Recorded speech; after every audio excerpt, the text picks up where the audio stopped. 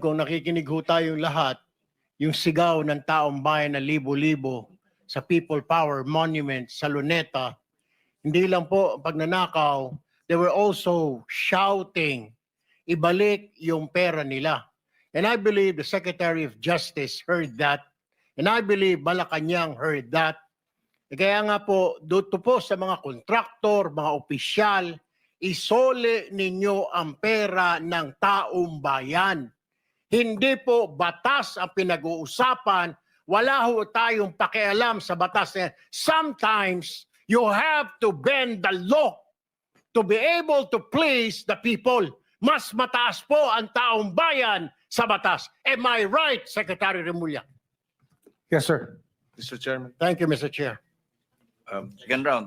Mr. Secretary, a couple of days ago, in the last hearing when you were here, we somehow settled the issue that restitution is not a requisite for an applicant to the WPP. Is that correct? It's not in the law.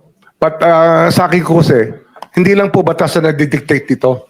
It's also what is morally right, what is expected of us. Yan po kasi kahit hindi nilagay sa batas, mga given po yan sa ating lipunan. What do you mean by that, Mr. Secretary? Kasi wala nga sa batas yung ano. Wala nga sa batas. Yung Then, requirements ano ilalagay mo sa batas? for admission to the witness protection. Ang restitution is not part of it. Yes, it is not. Oh, pero hindi ho nangangahulugan na hindi namin pwede i-layout yan depending on the case. Mr. Secretary, I am still in the stage where a particular applicant wishes to apply under that program. And there is a process. In the process, restitution is not one of the requisites. That correct? Opo, pero if it's in terms of this case being a financial crime, sir, this is a crime against the Mr. Secretary, financial status of the Filipino people, of the Philippine Republic. I think that it's just right. Mr. that we ask- Secretary, are you amending the provision of the No, law? sir. No, sir. But that is how we run the witness protection program. As a lawyer, Mr. Secretary, may I ask you, in a criminal prosecution, the civil liability is impliedly instituted. Is that correct? Of course. Kaya nga eh.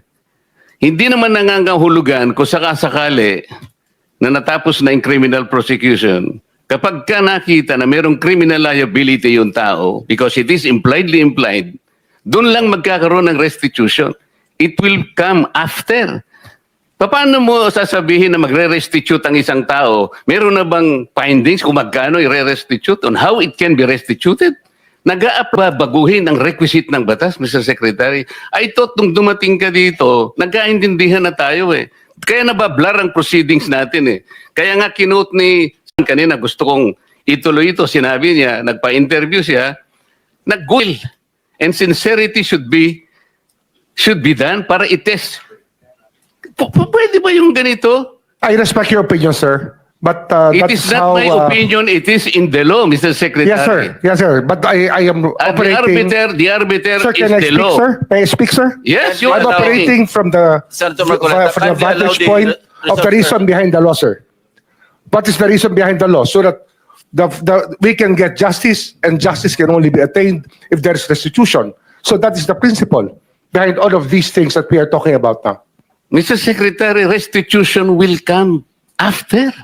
It cannot be. Sir, it can cannot come before or after, sir. It can come before or You after. cite the law that it come before. Wala nga po sa batas eh. Sir, Huwag po ninyo babaguhin ang batas, Mr. Secretary. we are operating on a unique set of facts, and we are all of these matters are being evaluated because the gravity of this financial crime cannot be underestimated, and that the more assets that we're able to preserve at the outset, the better for our country, sir. Mr. Secretary, I'm very sorry for such a reasoning like that. Alam mo, nakikinig I'm very ang sorry, buong sir. bansa. Also, sir, I'm very sorry too if you do not agree with me. But I respect your opinion, sir, and we will carry out our job as we deem fit, as we see. Mr. Chair, I said that the I country am not needs. expressing an opinion here. I am articulating the provision of law. You do not change the provision of law, Mr. Secretary. You may be disbarred from doing this. Then it's your opinion, sir. It's your option, sir. Sinabi ko na nga, hindi ko opinion ito. I am Then it's your option, sir. the provision It of law. is what you wish to happen. That you may proceed Ikaw ang with what you nagbibigay wish. ng opinion, nilalagay mo yung restitution to test the goodwill of a possible applicant. It is not in the law. Unless you are able to point out the provision of law that it come before. Hindi ganun eh. Sabi mo na nga, and we admitted, impliedly instituted ang civil liability, but this will come eventually after the court has pronounced kung magkano ang ibabalik niya kung meron man. Not before. Thank you, Mr. Chair. Are you done, Senator?